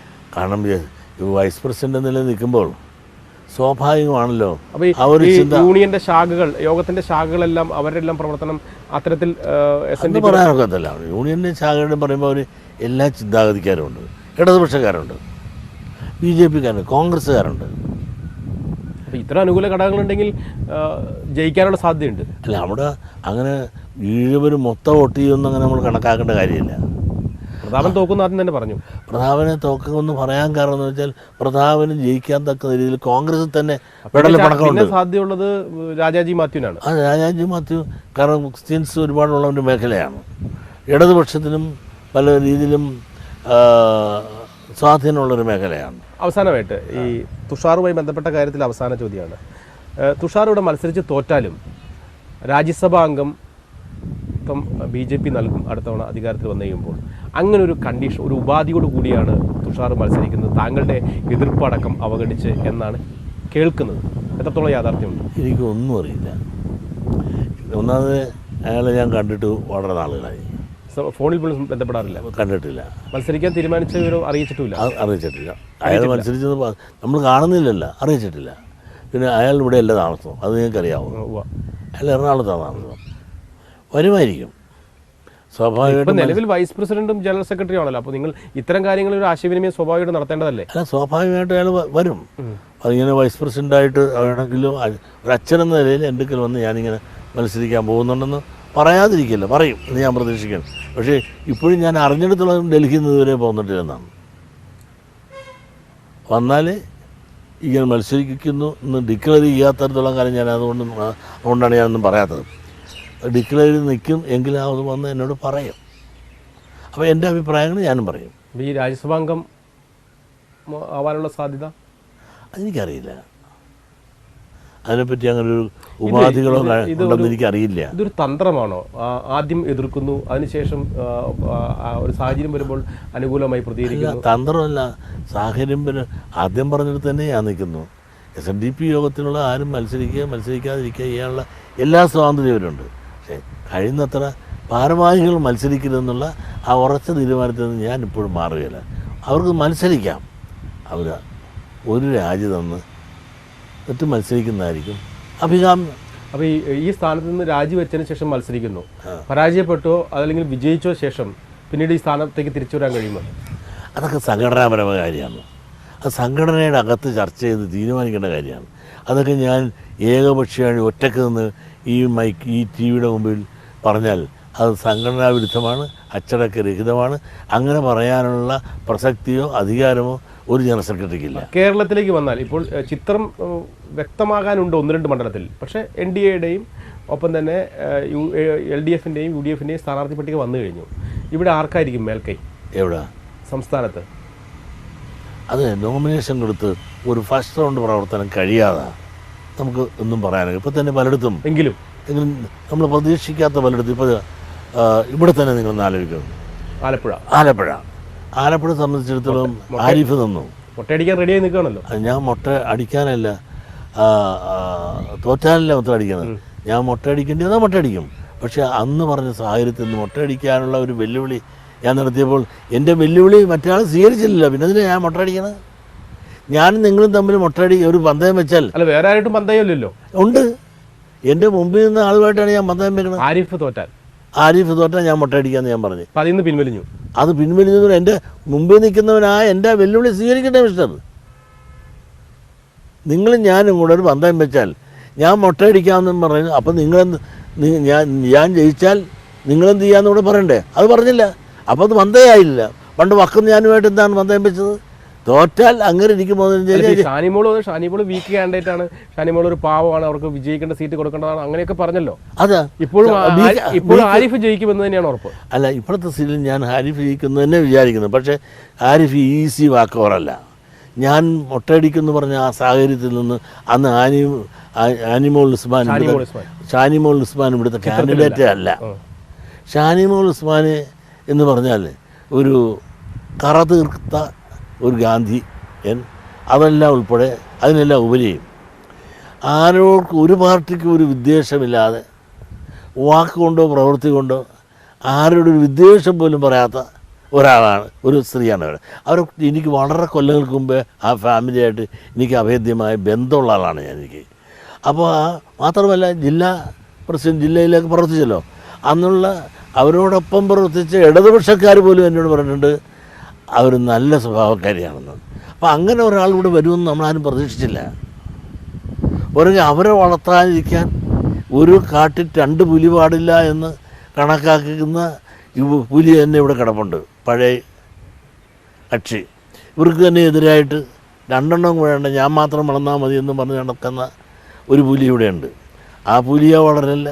പിന്നെ ഈ സംബന്ധിച്ചിടത്തോളം ഒരു ഷുവർ സീറ്റ് കൊടുക്കേണ്ടതായിരുന്നു. അഖിലേന്ത്യാ നേതാവായിട്ട് ഉയർന്നതല്ലേ. പക്ഷെ അവർക്ക് കൊടുത്തത് ഇവിടെ വയനാട് കൊടുക്കുന്നതാണ് ഞാൻ പ്രതീക്ഷിച്ചിരുന്നത്. പക്ഷെ ഇവിടെ കൊടുത്തു. പക്ഷെ അവർ മത്സരിക്കുന്നത് അവർ 2 പേരും ഒരേ നാട്ടുകാർ, ആലപ്പുഴക്കാരായ 2 പേരും. ഒരു കാര്യം ഉണ്ടായി, പരദേശികളെ 2 പേരും ഇവിടെ കടത്താനൊത്തത്. സുധീറിനും ഇവിടുന്ന് പോയി, വേണുവും ഇവിടുന്ന് പോയി. അങ്ങനെ പരദേശികൾ. വേണുഗോപാൽ ഈ സീറ്റിൽ മത്സരിക്കാത്തത് പരാജയ ഭീതി കൊണ്ടാണ്? അത് ഭാരിച്ച ചുമതല ഭാരിച്ചത് അതൊക്കെ പറയണതല്ലേ. എന്നാ സംഘടനാ ചുമതല അങ്ങനെയുണ്ടെങ്കിൽ എന്തിനാണ് അമിത്ഷാ നിൽക്കണത്? ഭാരിച്ച ചുമതലയുള്ള ആളല്ലേ, എന്തിനാണ് അമിത്ഷാ നിൽക്കണത്? അങ്ങനെ രാഹുൽ ഗാന്ധി എന്തിനാണ് നിൽക്കണത്? വലിയ ഭാരിച്ചത്. ഇതൊക്കെ പൊട്ട ന്യായം പറഞ്ഞു മനുഷ്യർ. എന്തുകൊണ്ടാണ് ഇവിടുന്ന് മാറിയത്? തോറ്റു പോകുന്നുള്ളതുകൊണ്ട്. അത് മനസ്സിലാക്കാൻ അരിയാഹാരം കഴിക്കുന്നവർക്ക് എല്ലാം അറിയാൻ പാടില്ലേ. പണ്ടേ ആൾ പറഞ്ഞിട്ടില്ല ആരിഫ് നിൽക്കണമെങ്കിൽ അയാൾ നിൽക്കാനെന്ന്. പലരോടും സ്വകാര്യമായിട്ട് പറഞ്ഞ് എല്ലാവർക്കും അറിയാം. അല്ല, ഇപ്പോൾ ഈ ജനറൽ സെക്രട്ടറി 2 ദിവസം കൊണ്ട് ചെറുതായിട്ട് മൊത്തത്തിൽ നിലപാടിലൊരു മാറ്റം, ഒരു വാക്ക് വ്യത്യാസം കാണിക്കുന്നുണ്ട്. കാരണം ആദ്യം ഷാനിമോളെ വന്നപ്പോഴും, ഷാനിമോളുടെ പ്രഖ്യാപനം വന്നപ്പോഴും ഷാനിമോൾ പാവം കൊച്ച്, അതിന് നല്ല സീറ്റ് കൊടുക്കണ്ടായിരുന്നു, ആരിഫ് തന്നെ ജയിക്കുമെന്ന നിലപാടാണ് അന്നും കാണിച്ചത്. പിന്നീട് ഇപ്പോൾ ഷാനിമോളിനോട് വലിയ ഒരു താല്പര്യം, ഷാനിമോൾ നിന്നാൽ ഒരു ശക്തമായ പോരാട്ടം ഉണ്ടാകും എന്ന്. ഷാനിമോൾ ഇപ്പോഴും ഞാൻ മറ്റാൾ ജയിക്കുമെന്ന് തന്നെ ഞാൻ പറയുന്നുള്ളത്. പക്ഷേ ഷാനിമോൾ വന്നപ്പോൾ ഒരു ശരിയായ ഫൈറ്റായി. KS രാധാകൃഷ്ണൻ കാരണം ഒരു വിയർപ്പ് BJP-യുടെ സ്ഥാനാർത്ഥിക്ക് എത്രത്തോളം അദ്ദേഹം തീരെ മോശമല്ല. കാരണം അറിവുള്ള ഒരാൾ, PSC ചെയർമാൻ എന്ന നിലയിൽ ഏറ്റവും അറിയപ്പെടുന്ന ഒരാൾ, ഒരു പിന്നോക്ക സമുദായത്തിൽപ്പെട്ട ഒരാൾ എന്ന നിലയിൽ വരുമ്പോൾ അദ്ദേഹത്തിന് അങ്ങനെ എഴുതിത്തള്ളാവുന്ന ഒരാളല്ല. ഇതുപോലെ ശ്രദ്ധിക്കപ്പെടുന്ന മറ്റൊരു മണ്ഡലമാണ് വടകര. അവിടെ ഈഴവ സമുദായത്തിനും വലിയ സ്വാധീനമുണ്ട് താനും. P. ജയരാജൻ, K. മുരളീധരനും ഒപ്പം തന്നെ BJP-യുടെ സജീവനുമാണ് മത്സരത്തിൽ. കഴിഞ്ഞ തവണ BJP ഏതാണ്ട് 76,303 വോട്ട് പിടിച്ചിരുന്നു അവിടെ. ഇക്കുറി അവിടെ ആർക്കാണ് ഈഴവ സമുദായം കൂടുതൽ താല്പര്യം കാണിക്കുന്നത്? അവിടെയുള്ള ആളുകളെ സംബന്ധിച്ചിടത്തോളം ഞാൻ മനസ്സിലാക്കിയെടുത്തോളം ഞാൻ വടകരയിൽ വിളിച്ചിരുന്നു. വടകരയോട് അവർ ജയരാജനോട് താല്പര്യമാണ് കൂടുതൽ കാണിച്ചത്. ജയരാജനെ പറ്റി ഒരുപാട് ആക്ഷേപങ്ങളെല്ലാം പറയാനുണ്ട്. 68 വെട്ട്, കൊലയാളി, അപ്പടി ഇപ്പടി എന്നൊക്കെ പറയുന്നെങ്കിലും സാധാരണ ജനങ്ങൾക്ക് ജയരാജൻ ഇപ്പോഴും ഇഷ്ടമാണ്. മുരളീധരൻ അവിടുന്ന് കെട്ടിയിറക്കിയ സാധനമാണല്ലോ. അവിടെ ചെന്ന് മുരളീധരനെ ഇവിടെ ആർക്കും വേണ്ടാതെ, ഐക്യം വേണ്ട, ഏയ്ക്കും വേണ്ട, ആർക്കും വേണ്ടാതെ കിടക്കുകയും നല്ലൊരു KPCC പ്രസിഡൻ്റായിരുന്ന മുരളീധരൻ അധികാരമോഹവും മന്ത്രിമോഹവും ഒന്ന് തലക്കടിച്ചപ്പോൾ അടുത്ത് ചാടി അതോടുകൂടി അധോഗതിയായി. ഇപ്പോൾ എങ്ങനെയെങ്കിലും വലിഞ്ഞു കയറി നോക്കാൻ നോക്കുമ്പോൾ പുള്ളിക്കൊരു സീറ്റ് പോലും കിട്ടാനില്ലാതിരുന്നപ്പോഴാണ് അവിടെ ഒരു ചാൻസ് കിട്ടിയെന്ന് വന്നപ്പോൾ അങ്ങോട്ടൊരു ഒറ്റ ചാട്ടം ചാടി അങ്ങോട്ട് പോയിരിക്കുകയാണ്. അവിടെയെങ്ങും ആ ചാട്ടം എന്തുമാത്രം ഫലപ്രദമാകുമെന്ന് കണ്ടറിയാം. അതായത് വടകരയിൽ ഇപ്പോഴും P. ജയരാജൻ ജയിക്കാനാണ് സാധ്യത. ഇപ്പോഴത്തെ പ്രശ്നം കണ്ടീഷനിൽ സാധ്യത ജയരാജൻ തന്നെയാണ്. ഇനി ബാക്കി കുറച്ച് നാളുടെ കഴിഞ്ഞ ശേഷം കണ്ടറിയേണ്ടിയിരിക്കുന്നത്. കാരണം ഇപ്പോൾ അദ്ദേഹം ചെന്നല്ലേ ഉള്ളൂ കോൺഗ്രസ്സുകാരാണ്. ഇതുപോലെ തിരുവനന്തപുരത്ത് കുമ്മനമുണ്ട്, ശശി തരൂരുണ്ട്, ഒപ്പം തന്നെ C. ദിവാകരനുമുണ്ട്. 3 പേരും ടൈറ്റ് മത്സരമാണ്. കഴിഞ്ഞ ദിവസം കുമ്മനം വന്ന് അനുഗ്രഹം തേടിയിരുന്നു. എനിക്ക് വളരെ ഇഷ്ടമാണ് കുമ്മനത്തെ. അദ്ദേഹം ഞാൻ പറഞ്ഞില്ലേ, ഇത്തരം അദ്ദേഹത്തെ പറ്റി ഒരു അപഖ്യാതിയോ ഒരു സാമ്പത്തിക അതിക്രമങ്ങളെന്നോ അല്ലെങ്കിൽ അധികാരമോഹമുള്ളവനെന്നോ ഒന്നും പറയാൻ സാധിക്കില്ല. കുമ്മനത്തിലൂടെ പാർലമെന്റിൽ BJP കേരളത്തിൽ നിന്ന് ഒരു സീറ്റ് നേടുമോ? തീർത്ത് പറയാൻ സാധിക്കില്ല, തള്ളിക്കളയാൻ പറ്റില്ല. ഒരിക്കലും കുമ്മനത്തെ തിരുവനന്തപുരത്ത് തള്ളിക്കളയാനൊക്കുന്ന ഒരു കാൻഡിഡേറ്റ് അല്ല. പ്രത്യേകിച്ച് പറഞ്ഞാൽ അദ്ദേഹം മാത്രമല്ല, അവിടെ 2 പേരും ബാക്കി നിൽക്കുന്ന ആരാണ്? ഒന്ന് ദിവാകരൻ, പിന്നെ ഒന്ന് നിൽക്കുന്നത് ആരാണ്? തരൂരും വളരെ മോശമാണെന്ന് കണക്കാക്കാൻ പാടില്ല. തിരുവനന്തപുരത്ത് എന്ന് പറഞ്ഞാൽ കുറച്ച് എലറ്റഡായ ആളുകളുള്ള പ്രദേശമാണ്. അപ്പോൾ തരൂരിനെ ഇഷ്ടപ്പെടുന്ന ഒരുപാട് ആളുകളുണ്ട്. വല്ലപ്പോഴുമാണ് വന്നും പോകുന്നതെങ്കിൽ പോലും അവിടെ മിഡിൽ ക്ലാസ്സും അപ്പർ ക്ലാസ്സും പ്രത്യേകിച്ചും തരൂരിനെ ഇഷ്ടപ്പെടുന്നുണ്ട്. പിന്നെ ലോവർ ക്ലാസ്സിനെ സംബന്ധിച്ചിടത്തോളം അദ്ദേഹത്തിൻ്റെ ശൈലികളും പലപ്പോഴും പൂർണ്ണമായി ഉൾക്കൊണ്ടിട്ടില്ലെങ്കിലും കുറേയെല്ലാം അദ്ദേഹത്തിൻ്റെ ആ കർമ്മശേഷിയോ അറിവിനെയും ബഹുമാനിക്കുന്ന ആളുകളും പറയുന്നുണ്ട്. പിന്നെ ഇടതുപക്ഷത്തിനെ സംബന്ധിച്ചിടത്തോളം ഒരു അടിസ്ഥാന വർഗം, ഒരു വിഭാഗം അവിടെ കിടപ്പുണ്ട്. ഇത് 3 കൂടെ കടന്ന് മത്സരിക്കുന്ന കൂട്ടത്തിൽ ആര് ഇതിനകത്ത് കൂടെ കടന്നു പോകുന്നത് പ്രവചിക്കാൻ സാധിക്കാത്ത ഒരു അവസ്ഥാവിശേഷമാണ് അവിടെ നിൽക്കുന്നത്. തിരുവനന്തപുരത്ത് നിന്ന് ആറ്റിങ്ങലിലേക്ക് വന്നാൽ അവിടെയും മറ്റു മണ്ഡലങ്ങളിൽ നിന്നെല്ലാം വ്യത്യസ്തമായി ഈഴവ സമുദായത്തിന് വലിയ തോതിൽ വേരോട്ടുള്ള മണ്ഡലമാണ്. ഈഴവരായ സ്ഥാനാർത്ഥികളുണ്ട് താനും. അത് 3 സ്ഥാനാർത്ഥി ഈഴവരാണെന്ന് മത്സരിക്കുന്നത്. അതെല്ലാം കണക്കാക്കിയിട്ട് ഈഴവർ തമ്മിൽ തല്ലിക്കുകയാണ് അവിടെ. ഒന്ന് അടൂർ പ്രകാശൻ, നല്ലൊരു മന്ത്രിയായിട്ട് കേരളത്തിലെ റവന്യൂ മന്ത്രിയായിട്ട് ഭരിച്ചാണ് അടൂർ പ്രകാശൻ. അതുപോലെ സമ്പത്തിൻ്റെ അച്ഛൻ പ്രസിദ്ധനായ ആർ ശങ്കറെ പോലും മലത്തിയടിച്ച അനിരുദ്ധൻ്റെ മകനാണ്. പിന്നൊന്ന് നടക്കുന്നത് എന്നും BJP-യുടെ ഒരു വാനമ്പാടിയായി പറന്നു നടന്ന് ശക്തമായി പ്രവർത്തിക്കുന്ന ശോഭാ സുരേന്ദ്രൻ. ഇത് 3 ഈഴവരാണ്. ആ 3 ഈഴവരാണ് അവിടെ കിടന്ന മത്സരം. ആര് ജയിക്കും? ഈഴവ വോട്ടിൽ തന്നെയാണോ ഈ 3 മുന്നണികളും കണ്ണുവയ്ക്കുന്നത്? അതുകൊണ്ടാണോ? അതെ, അതുകൊണ്ടല്ല ഈഴവ വോട്ടുകളിൽ മാത്രം കണ്ണുവെച്ചുകൊണ്ടാണ് അവിടെ പ്രധാനം. കാരണം നിങ്ങൾക്കറിയാമല്ലോ, അവിടെ വെണ്ടക്ക അസംബ്ലി എന്നും പണ്ട് ഈഴവരാണ് ആ അസംബ്ലി പാർലമെൻറ്റ് നിയോജകമണ്ഡലത്തിൽ സാധാരണ പണ്ട് നിന്നിട്ടുള്ളത്. അതിന് വ്യത്യസ്തമായി നിന്നിട്ടില്ലെന്ന് ചോദിച്ചാൽ ഉണ്ട്. പൊതുവെ അവിടെ അങ്ങനെ നിന്നിട്ടുള്ളത്.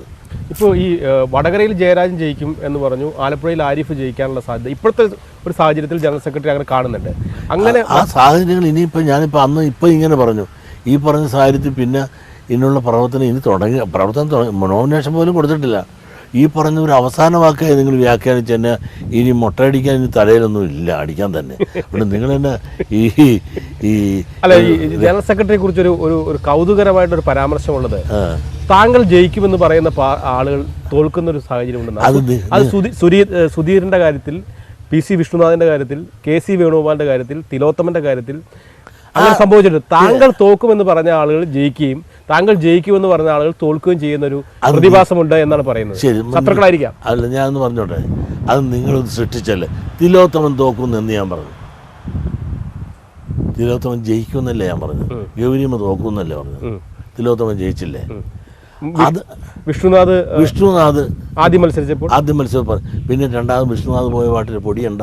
അല്ല, രണ്ടാമതല്ല, ആദ്യം തന്നെ പറഞ്ഞു. അതെ, അതുപോലെ എന്നെ എതിർത്തു എന്ന് പറയുന്ന ഈ പറയുന്ന ഈ സുധീരൻ ആദ്യം തൊട്ടെങ്കിൽ പിന്നെ സുധീരൻ 2 തവണ മത്സരിച്ചു, ജയിച്ചു. 2 തവണ താങ്കൾ തോൽക്കുമെന്ന് പറഞ്ഞു. പിന്നെ തോറ്റില്ല അവസാനം. അല്ല, അന്നേരം താങ്കൾ തോൽക്കുമെന്ന് പറഞ്ഞിട്ടുമില്ല. അപ്പൊ നിങ്ങൾ എന്നോട് ചോദിച്ചിട്ടില്ല. മൂന്നാമത് തോറ്റി. കാരണം എന്നെ തോണ്ടിയവനൊക്കെ തോറ്റില്ലേ ചങ്ങാതി. ഇന്നല്ലെങ്കിൽ നാളെ ദൈവം എൻ്റെ കൂടെ അല്ലേ. ഈ വിഷ്ണുനാഥ് ഇപ്പോൾ എവിടെയാണ്? കാനനവാസത്തിന് പോയി. അതോടെ സുധീറിന് എവിടെ പോയി? AICC സെക്രട്ടറിയാണ്. ആർക്കും വേണ്ടാത്ത AICC സെക്രട്ടറി ആയിട്ട് പോയി. പിന്നെ അതുപോലെ ഇവിടുത്തെ അഖിലേന്ത്യാ നേതാവായിട്ട് പോയി KC. അങ്ങനെ എവിടെ പോയി? 22 കൊല്ലമായിട്ട് അവരെന്നെ തോണ്ടുകയല്ലേ. തോണ്ടിട്ട് ഞാനിവിടെ തന്നെ കാണിച്ചു കൊടുക്കുന്നത്. അതുകൊണ്ട് താങ്കൾ ഇങ്ങനെ ആദ്യം തന്നെ ഇന്നയാൾ ജയിക്കും, ഇന്നയാൾ തോൽക്കും എന്ന് പറഞ്ഞാൽ നേരെ വിപരീത ഫലമാണ് ഉണ്ടാവുന്നത്. അതുകൊണ്ടാണ് തുഷാർ തോക്കുമെന്ന് ആദ്യം അടി അടിച്ചത്. എന്നാൽ ആരിഫ് തോക്കുമെന്ന് പറഞ്ഞിരിക്കണം ഇപ്പോഴേ. അപ്പോൾ തുഷാർ ആരിഫ് ജയിച്ചോളുമല്ല. ഇതെല്ലാം ഞാൻ പറയുന്നതിൻ്റെ ചില ഭാഗങ്ങൾ അടർത്തിയെടുത്ത് അതുമാത്രം വ്യാഖ്യാനിക്കുകയും ഞാൻ പറഞ്ഞ ശരിയുണ്ടായതിനെ പറ്റി പിന്നെ മിണ്ടത്തുമില്ല. അതാണ് ഈ മീഡിയയ്ക്ക് എപ്പോഴും എന്നെ എപ്പോഴും ഒരു മാർക്കറ്റ് ചെയ്യുകയും അതോടൊപ്പം തന്നെ എന്നെ ഒന്ന് ഇടിച്ച് കാണിക്കാൻ എന്തെല്ലാം അവസരമുണ്ടോ. അതായത് ബാക്കിയുള്ള സമുദായങ്ങളിലെ നേതാക്കന്മാർക്ക് പോയാൽ നിങ്ങൾക്ക് ഒരു ഇന്റർവ്യൂ പോലും തരത്തില്ല. ഈ 2015 BDJS ഉണ്ടായത്. അതിന്റെ രൂപീകരണത്തിലും അതിന്റെ പേരിടുന്ന കർമ്മത്തിലടക്കം ശക്തമായി താങ്കൾ ഇടപെട്ടിട്ടുണ്ട്. അതിനുശേഷം വരുന്ന ആദ്യത്തെ ലോക്സഭാ തെരഞ്ഞെടുപ്പാണ്. അപ്പോൾ BDJSന് വേണ്ടി എന്തുകൊണ്ട് ശക്തമായി പ്രചരണ രംഗത്ത് ഇറങ്ങുന്നില്ല? അതെനിക്ക് എൻ്റേതായ കാരണങ്ങളുണ്ട്. കാരണം BDJS എന്തിനാണ് എടുത്തത്? സാമൂഹ്യ നീതിക്ക് വേണ്ടിയിട്ടാണ്. ആ സാമൂഹ്യ നീതിക്ക് വേണ്ടിയിട്ട് ആര് പ്രവർത്തിക്കാൻ വരുന്നു അവരെ പ്രോത്സാഹിപ്പിക്കും, അവർക്ക് വേണ്ടി കൊടിവെക്കാനും ഞാൻ തയ്യാറാണ്. ഇനി വേറെ അങ്ങനെയാണെങ്കിൽ എന്തുകൊണ്ട് താങ്കൾ നേതൃത്വം നൽകി അങ്ങനെ ഒരു പാർട്ടി ഉണ്ടാക്കി? അല്ല, ആ പാർട്ടിക്ക് പ്രസക്തി ഇല്ല എന്നാണോ? അല്ല, സാമൂഹ്യ നീതിക്ക് വേണ്ടി വരുന്ന എല്ലാവർക്കും പ്രസക്തിയുണ്ട്. സാമൂഹ്യ നീതി അല്ല, അങ്ങനെയാണെങ്കിൽ BDJSന് മുമ്പ് നിരവധി ജനാധിപത്യ മതേതര പാർട്ടികൾ ഇവിടെ ഉണ്ട്, ഈ സമൂഹത്തിലുണ്ട്. അങ്ങനെയാണെങ്കിൽ ആ പാർട്ടി രൂപീകരിക്കേണ്ട ആവശ്യം ഉണ്ടായിരുന്നോ? അല്ല, അവരാരും ഞങ്ങളോട് സഹകരിക്കാനോ അവർക്ക് വേണ്ടി പറയാനോ അവർക്ക് വേണ്ടി പ്രവർത്തിക്കാനോ എന്നോട് പറഞ്ഞില്ല. ഇവർ പറഞ്ഞു, അതുകൊണ്ട് ഞാൻ കൊടിവെക്കി. ഇപ്പൊ വിട്ടു നിൽക്കുന്നു. ഇപ്പൊ ഞാൻ സാമൂഹ്യ നീതി എന്ന BDJS സാമൂഹ്യ നീതി എന്നുള്ള അതിൽ ഉറച്ചു നിൽക്കുന്നു. ഞാൻ BDJSൽ ഞാൻ മെമ്പറല്ല. ഞാൻ സാമൂഹ്യ നീതി എന്ന് ഉയർത്തിപ്പിടിക്കുന്ന ആരുണ്ടോ അവരോടെല്ലാം സഹതാപവും അവരോടുള്ള ഒരു സ്നേഹവും അവരുടെ ആശയത്തോട് യോജിച്ച് നിൽക്കുക ഞാൻ ചെയ്യും. ഈ BDJS NDAയുടെ വിശേഷിച്ച് BJPയുടെ സഖ്യകക്ഷി ആയതാണോ താങ്കളെ പിന്നോട്ടടിപ്പിച്ചത്? അല്ല, കാരണം എന്നാൽ പിന്നെ BDJS എന്തിനാണ് BDJS BJP ലയിക്കുകയല്ലേ ചെയ്തത്? അവർ ഐഡൻറ്റിറ്റിയോടുകൂടി അവർ പാർട്ടിയായിട്ട് നിൽക്കുക. അല്ല, അതിൻ്റെ സഖ്യകക്ഷി ആയതുകൊണ്ടാണോ താങ്കൾക്കൊരു BDJSനോട് താല്പര്യക്കുറവുണ്ടായത്? BJP ഒരു അയിത്തം പിടിച്ച പാർട്ടിയാണെന്നുള്ള വിചാരമൊന്നും എനിക്ക് അഖിലേന്ത്യാ ബേസിസിലില്ല. കേരളത്തിൽ വരുമ്പോൾ അതിനകത്ത് ഒരു പ്രത്യേക രൂപീകരണം സ്വഭാവത്തിൽ മാറുന്നുണ്ടെങ്കിലും BJP അഖിലേന്ത്യാ തലത്തിൽ മോശം പാർട്ടിയാണ്, നരേന്ദ്രമോദി മോശക്കാരനാണെന്നും എനിക്ക് പറയാൻ സാധിക്കും. കാരണം ഒരു വെറും പാവപ്പെട്ട ചായക്കടക്കാരൻ ഇന്ത്യ ഭരിക്കുന്നുവെങ്കിൽ അദ്ദേഹം മോശക്കാരനാണ്. ഈ വെള്ളാപ്പള്ളി നടേശൻ്റെ രാഷ്ട്രീയ ശത്രുക്കൾ അല്ലെങ്കിൽ എതിരാളികൾ പറയുന്നത് താങ്കൾ ഒരു ഡബിൾ സ്റ്റാൻഡ് രാഷ്ട്രീയം എടുക്കുന്നതിൻ്റെ കാരണം പ്രധാനമായും താങ്കൾക്കെതിരായിട്ടുള്ള ഈ മൈക്രോ ഫിനാൻസ് കേസുമായി ബന്ധപ്പെട്ട കാര്യങ്ങളാണ്. പിണറായി സർക്കാരിനെ ചില ഘട്ടത്തിൽ ഒന്ന് സൂചിപ്പിക്കുകയും എന്നാൽ മകനടക്കമുള്ള BDJS NDAയുടെ ഭാഗമായി നിൽക്കുകയും ചെയ്യുന്നു. അത് നിങ്ങളിപ്പോൾ പലരും പല പ്രാവശ്യം ഇങ്ങനെ ആവർത്തിച്ച് ഞങ്ങളോട് പറഞ്ഞ് അവിടെ മനസ്സിൽ കയറ്റുന്നുണ്ട്. നിങ്ങളിപ്പോൾ ഞാനൊരു കടലാസ് കാണിച്ചിട്ടില്ല. ഈ പിന്നെ മൈക്രോ ഫൈനാൻസിൽ ഞാൻ പണ്ട് പറഞ്ഞു പിണറായിയുടെ ഉപ്പാപ്പം വന്നാൽ പോലും ആ വിഷയം പറഞ്ഞ് എൻ്റെ രോമത്തെ തൊടാൻ സാധിക്കില്ല. പിന്നെന്താണ് പിണറായിയുടെ വലിയൊരു സമീപകാലത്ത് വലിയൊരു സ്നേഹം ഈ കഴിഞ്ഞ ദിവസം കണിച്ചുകുളങ്ങര വീട്ടിൽ വന്ന് കണ്ടത് ഉൾപ്പെടെയുള്ള കാര്യത്തിൽ പിണറായിക്കും താങ്കളോടൊരു വലിയൊരു തെരഞ്ഞെടുപ്പ് അടുത്ത ഘട്ടത്തിലാണോ ഈ വലിയ അല്ലല്ല, പിണറായി ഞാനുമായിട്ട് അദ്ദേഹം എന്നെ നാളിതുവരെ വിമർശിച്ചിട്ടില്ല. ഞാൻ അദ്ദേഹത്തെ വിമർശിച്ചിട്ടില്ല. അദ്ദേഹത്തിൻ്റെ നേതൃപാടവത്തെ ഞാൻ അങ്ങേറ്റം ആദരിക്കുകയും ബഹുമാനിക്കുകയും ചെയ്യുന്നതാണ്. ചിഹ്ന ഭിന്നമായി പല ഗ്രൂപ്പായി കിടന്നതാണ് കമ്മ്യൂണിസ്റ്റ് പാർട്ടിയെ ഒരേ മാലയിൽ കോർത്ത് കെട്ടി ശക്തനായ ഉരുക്ക് മനുഷ്യനെ കൂട്ട് ഒരു സർദാർ പട്ടേലിൻ്റെ ശൈലി, അദ്ദേഹത്തിൻ്റെ നേതൃഗുണമാണ് ഞാൻ അംഗീകരിക്കുന്നത്. അദ്ദേഹം നല്ല മുഖ്യമന്ത്രിയുമാണ്. അങ്ങനെയാണ്. എന്താ കുഴപ്പം? അല്ല, ഈ സർക്കാരിനെ ഇങ്ങനെ ഒരു ഉപാധിയുമില്ലാതെ SNDP ജനറൽ സെക്രട്ടറി പിന്തുണയ്ക്കുന്നതിൻ്റെ കാരണം ഈ ശത്രുക്കൾ പറയുന്നത് മൈക്രോ ഫിനാൻസിൻ്റെ കേസുള്ളതുകൊണ്ടെന്നാണ്. അറിവില്ലാതെയും വിവരക്കേട് കൊണ്ട് അവർക്ക് കഥ അറിയാം. ഈ മൈക്രോ ഫിനാൻസിന് എന്താണെന്നും അതിന് കേസ് എന്താണെന്നും വന്നൊന്ന് പഠിക്കാനോ പറയാനോ അവർ തയ്യാറെങ്കിൽ ഇതൊന്നും പറയാം. പിന്നെ ആ യാഥാർത്ഥ്യം മുഖ്യമന്ത്രിക്ക് ബോധ്യപ്പെട്ടിട്ടുണ്ടോ? ഏത് എൻ്റെതാണ്? അത് അദ്ദേഹത്തോട് ചെയ്യണം. അതുപോലെ തന്നെ ഈ ശബരിമല വിഷയം ഈ തെരഞ്ഞെടുപ്പിൽ എത്രത്തോളം ജനങ്ങളെ സ്വാധീനിക്കും? അത് BJPക്കോ NDAക്കോ ഏതെങ്കിലും തരത്തിൽ ഗുണകരം? അത് BJPക്ക് ഒരു പരിധിവരെ കുറച്ച് ഗുണകരമായിരിക്കും. അത് ഇടതിന് ഗുണകരവുമാകും. BJPക്ക് ഗുണമാകുന്നത് ഇടതിനും ഗുണമാകും. ഇടതിന് ഗുണമാകും. അതിൻ്റെ കണക്കെന്താന്ന് UDF നിന്നുള്ള വോട്ടുകളാണ് കൂടുതൽ. കറക്റ്റ്. ഈ സമവാക്യം മുഖ്യമന്ത്രിക്ക് അറിയായിരിക്കും. അറിയാൻ പറ്റില്ല. അദ്ദേഹത്തിന് വളരെ സീനിയറായ രാഷ്ട്രീയം അരച്ച് കലച്ച് കുടിച്ചവരല്ലേ. നമ്മളൊക്കെ ശിശുക്കളല്ലേ. അവരൊക്കെ രാഷ്ട്രീയത്തിൽ ഒരുപാട് ത്യാഗം. എത്രത്തോളം ഒരു മണ്ഡലത്തിൽ, പ്രത്യേകിച്ച് ഇപ്പോൾ പത്തനംതിട്ട പോലെയുള്ള മണ്ഡലങ്ങളിൽ എത്രത്തോളം വിശ്വാസികൾ BJPക്ക് അനുകൂലമായി വോട്ട് ചെയ്യും? അത് നമുക്ക് പറയാൻ സാധിക്കില്ല. ഏതായാലും കുറേ വിശ്വാസികളെ സൃഷ്ടിക്കാനുള്ള പത്തനംതിട്ടയിൽ സാധിച്ചിട്ടുണ്ട്. ആ വിശ്വാസികളുടെ വോട്ട് കുറേ വിശ്വാസികളെ അത് അങ്ങനെയെങ്കിൽ ഈ ശബരിമലയിൽ യുവതികളെ കയറ്റാൻ വേണ്ടി എല്ലാവിധ സംവിധാനങ്ങളും ഒരുക്കിക്കൊടുത്തത് ഇടത് സർക്കാരാണ്, വിശേഷിച്ച് മുഖ്യമന്ത്രിയാണ് എന്നാണ് ആരോപണമുള്ളത്. അങ്ങനെയെങ്കിൽ ആ വിശ്വാസികളുടെ എതിർപ്പ് ഇടതുമുന്നണിക്ക് എതിരായി വരേണ്ടതല്ലേ? വരുമല്ലോ.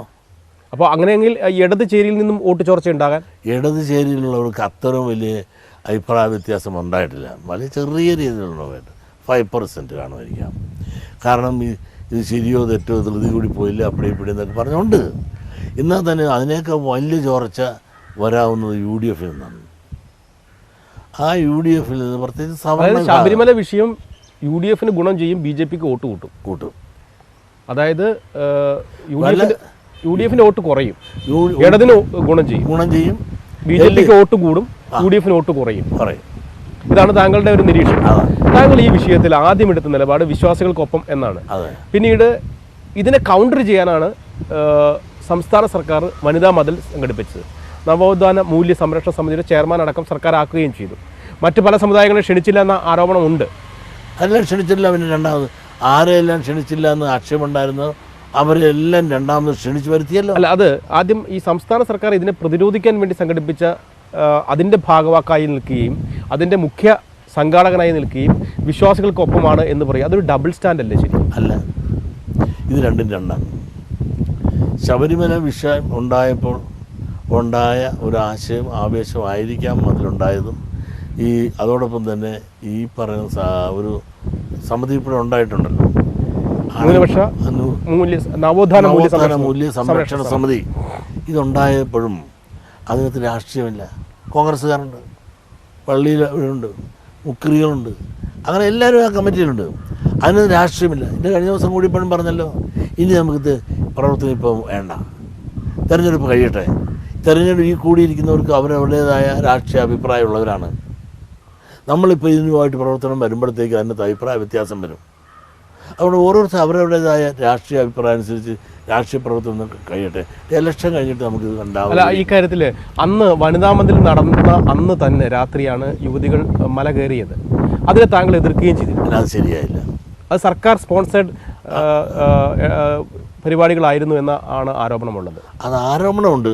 ആര് സ്പോൺസർ ചെയ്താലും ആ സ്ത്രീകൾ അന്ന് കയറാൻ പാടില്ലായിരുന്നു. അത് എങ്ങനെ കയറിയാലും അതിനെ നിയന്ത്രിക്കാൻ ഒന്നെങ്കിൽ സർക്കാരിൻ്റെ പോലീസിന് പറ്റിയ പരാജയമോ മനുഷ്യന് തലച്ചോറുള്ളവൻ ആരെങ്കിലും അന്ന് കയറ്റുമോ? അല്ല, അതുകൊണ്ട് തന്നെ ഈ നവോത്ഥാന മൂല്യ സംരക്ഷണ സമിതിക്ക് ഇനി പ്രസക്തി ഉണ്ടോ? തീർച്ചയായും നല്ലപോലെ പ്രസക്തിയുണ്ട്. നിങ്ങളൊരു കാര്യം മനസ്സിലാക്കണം, നവോത്ഥാന മൂല്യ സംരക്ഷണ സമിതിക്ക് ഇനി പ്രസക്തിയുള്ളൂ. കാരണം നവോത്ഥാന പ്രസ്ഥാനങ്ങൾക്ക് ഏറെ പ്രസക്തി ഉണ്ടാകേണ്ടത് വർത്തമാനകാലത്ത് അനിവാര്യമാണ്. നിങ്ങൾ പറയുന്നു ഞാനെന്തേ മാറി നിൽക്കാമെന്ന്. ശ്രീനാരായണ ഗുരുദേവനാണ് നവോത്ഥാന പ്രസ്ഥാനങ്ങൾക്ക് വേണ്ടി ഏറെ പ്രവർത്തിച്ച ഗുരുദേവൻ്റെ സ്ഥാപിച്ച SNDP യോഗത്തിൻ്റെ ജനറൽ സെക്രട്ടറി എന്നാലേ ഞാൻ അതിൽ നിന്ന് മാറി നിന്നാൽ ജനം എന്തുമാത്രം എന്നെ പുച്ഛിച്ചു തരണം. അപ്പം നവോത്ഥാന പ്രശ്നവുമായി ആര് ബന്ധപ്പെട്ട് മുമ്പോട്ട് വന്നാലും അതിനോടൊപ്പം നിന്നില്ല എങ്കിൽ ഞാൻ ഗുരുനിന്ദ ചെയ്തവനായി മാറും. അതുകൊണ്ട് തന്നെയാണ് ആ ഉത്തരവാദിത്തം എൻ്റെ മുമ്പിൽ നിന്ന് ഈ ഈഴവ സമുദായ അംഗങ്ങളടക്കം സർക്കാർ ഈ ശബരിമല വിഷയത്തിലെടുത്ത നിലപാടിൽ അവർക്ക് പ്രതിഷേധമുണ്ട്. ഈഴവ സമുദായത്തിലെ അണികൾക്കടക്കം SNDP യോഗത്തിൻ്റെ അനുഭാവികൾക്കും അടക്കമുള്ള ആളുകൾക്ക്.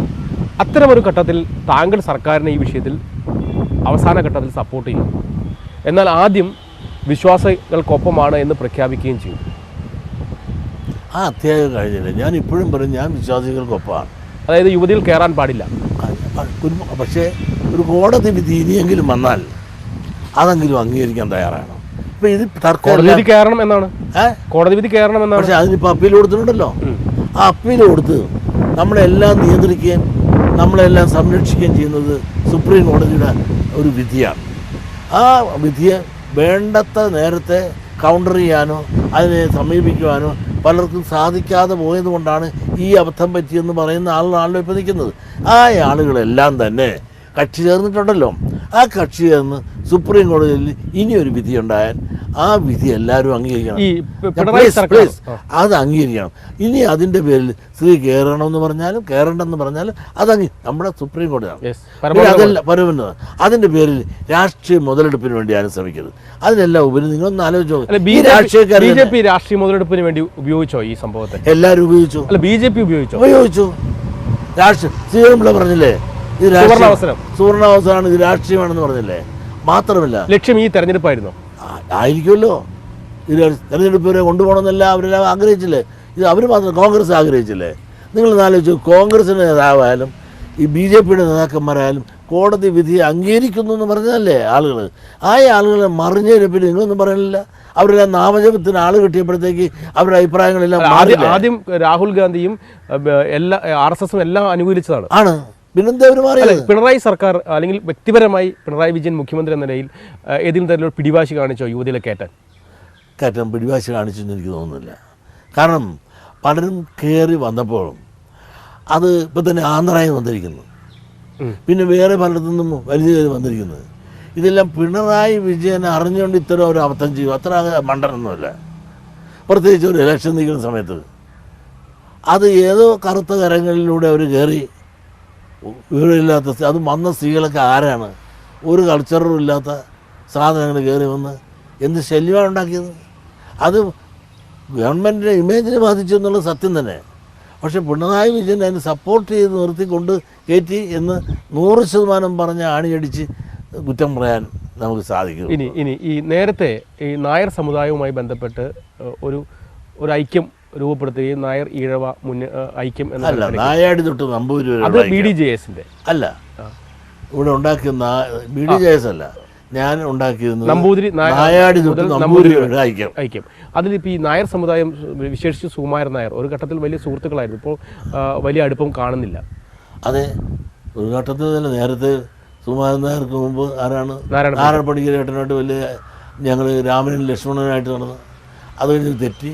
അത് കഴിഞ്ഞ് സുകുമാരൻ നായർ ഈ വീട്ടിൽ വന്ന് എന്നോട് ചർച്ച ചെയ്ത് നമുക്ക് തെറ്റിപ്പോയിട്ട് ഇനിയെല്ലാം നമുക്ക് യോജിച്ചു പോകണമെന്ന് പറയും. ഇനി എന്തെങ്കിലും തർക്കമുണ്ടെങ്കിൽ നമുക്ക് അല്പം സംസാരിച്ച് തീർത്തിട്ട് പോകാവൂ എന്നൊക്കെ കടലാസൊക്കെ എല്ലാം എഴുതി വെച്ച് അത് കഴിഞ്ഞ് ഞങ്ങൾ കൂടി കുറച്ച് കഴിഞ്ഞപ്പോൾ പുള്ളി എന്നെ തള്ളി. എന്താണ് കാര്യം ചോദിച്ചാൽ ഇന്നും എനിക്കറിയാൻ പാടില്ല, അത് എന്താണെന്ന് ഇങ്ങോട്ട് പറഞ്ഞിട്ടുമില്ല.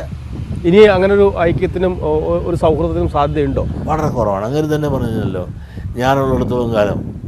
സുകുമാരൻ നായർക്ക് എന്താണ് വെള്ളാപ്പള്ളി നടേശൻ ഇത്രയേറെ ഒരു എന്താണ് ഐക്യത്തിന് കാരണം എന്താണെന്ന് എനിക്ക് മനസ്സിലായില്ല. അദ്ദേഹം തമ്പുരാനും ഞാൻ അടിയാനുമായിട്ട് നിൽക്കണമെന്നാണ് അദ്ദേഹത്തിൻ്റെ വിചാരം. അങ്ങനെ എനിക്ക് നിൽക്കാനൊക്കെ നേരെ തിരിച്ചാണെന്നാണ് അദ്ദേഹത്തിൻ്റെയും ധാരണ. അങ്ങനെ തിരിച്ചാണെന്ന് പറയുകയാണെങ്കിൽ ഞാൻ തെറ്റും ചെയ്തെങ്കിൽ ഞാൻ ഇവിടുന്ന് ചങ്ങനാശ്ശേരി വരെ മുട്ട നീന്തി ചെല്ലാന്ന് പറഞ്ഞാണല്ലേ. അപ്പോൾ ഇനി അങ്ങനെ ഒരു സാധ്യതയില്ല, വളരെ കുറവ്. അതല്ലെങ്കിൽ ഏതെങ്കിലും രാഷ്ട്രീയ കക്ഷികളോ അല്ലെങ്കിൽ രാഷ്ട്രീയ നേതാക്കളോ ഈ ഐക്യത്തെ തകർത്തതാണോ? കാണുമായിരിക്കുമല്ലോ. കാരണം കേരള സമൂഹത്തിലെ വളരെ പ്രബലമായ രണ്ട് സമുദായങ്ങളാണ്. അതെ, ആ ഐക്യത്തെ തകർക്കാൻ പല രാഷ്ട്രീയ കക്ഷികളുടെ പുറകെ കാണുമായിരിക്കും. ആരായിരിക്കും അത് എൻ്റെ വാക്കുകൊണ്ട് പറയാനില്ല. ആർക്കായിരിക്കും ആ ഐക്യം ഏറ്റവും കൂടുതൽ ഭീഷണി ഉണ്ടാക്കുക എന്ന് ഞാൻ പറയുന്നില്ല. ഞാൻ ഈ ഐക്യത്തെ തകർക്കാൻ ഞാൻ എൻ്റെ കണ്ണിലെ കൃഷ്ണമണി പോലെ ഞാൻ കൊണ്ടുനടന്നതാണ്. അദ്ദേഹം പറയുന്ന പോലെ എല്ലാം പറയുകയും കേൾക്കുകയും പ്രവർത്തിക്കുകയും ചെയ്തവനാണ്. അതിനു വേണ്ടിയിട്ട് ഞാൻ ഒരുപാട് വിയർപ്പ് ഒലിച്ചിട്ടുണ്ട്. അതുപോലുള്ള വിയർപ്പൊന്നും NSS നേതൃത്വമൊന്നും ഉണ്ടായിട്ടില്ല. പ്രകടനമായാലും സമ്മേളനങ്ങളായാലും കട്ടൗട്ടറായാലും ഇതെല്ലാം ഉണ്ടാക്കി ഞങ്ങളുടെ കാശ് മുടക്കിയാണ് ഇവരെല്ലാം കൊണ്ടു നടന്നതല്ല. ആഘോഷിച്ചോ ആചരിച്ചോ കൊണ്ടു നടന്നു. പിന്നെ ഒരു സുപ്രഭാതത്തിൽ ഒറ്റ നിമിഷത്തിൽ എന്താണ് കാര്യം എന്ന് അറിയാൻ പല പോയി. പിന്നെ അത് കഴിഞ്ഞ ശേഷം ഈ പലരും ഇപ്പം നിങ്ങൾ പറഞ്ഞ പോലെ പലരും ചോദിച്ചു ഈ ഐക്യത്തിന് സാധ്യത. അപ്പോഴദ്ദേഹം പറഞ്ഞ് ഞാൻ പോകാതെ ഇനി ഈ ഐക്യത്തിനുള്ള ഒരു ചർച്ചയില്ലെന്ന്. ആയിക്കോട്ടെ, എനിക്ക് അദ്ദേഹത്തിന് പോയിട്ട് ചർച്ച ആകണമെന്നുള്ള ആഗ്രഹമില്ല. ഞാൻ ചെയ്ത് തെറ്റെന്നൊന്ന് മനസ്സിലായിട്ട് പറയണം, അത് പറഞ്ഞിട്ടുമില്ല. തെരഞ്ഞെടുപ്പ് അടുത്ത ഘട്ടത്തിൽ കേരളത്തിലെയും ദേശീയ തലത്തിലുമുള്ള രാഷ്ട്രീയ കാര്യങ്ങൾ തൻ്റെ വീക്ഷണകോണിൽ നിന്നും വളരെ വ്യക്തമായി തന്നെ വിലയിരുത്തുകയായിരുന്നു SNDP യോഗത്തിൻ്റെ ജനറൽ സെക്രട്ടറി വെള്ളാപ്പള്ളി നടേശൻ. നമുക്കറിയാം, പല ഘട്ടങ്ങളിലും മറ്റ് പല നേതാക്കന്മാരും സാമുദായിക നേതാക്കന്മാരും പറയാൻ മടിക്കുന്ന കാര്യങ്ങൾ പോലും വളരെ വെട്ടിത്തുറന്ന് പറയുന്ന, തനിക്ക് തോന്നുന്ന വാക്കുകൾ വളരെ സധൈര്യം പറയുന്ന ഒരു സാമുദായിക നേതാവ് കൂടിയാണ് അദ്ദേഹം. അതുകൊണ്ട് തന്നെ അദ്ദേഹം ഈ അഭിമുഖത്തിലും നിരവധിയായ കാര്യങ്ങൾ പങ്കുവച്ചു കഴിഞ്ഞു. വളരെയധികം നന്ദി. നമസ്കാരം. നമസ്കാരം.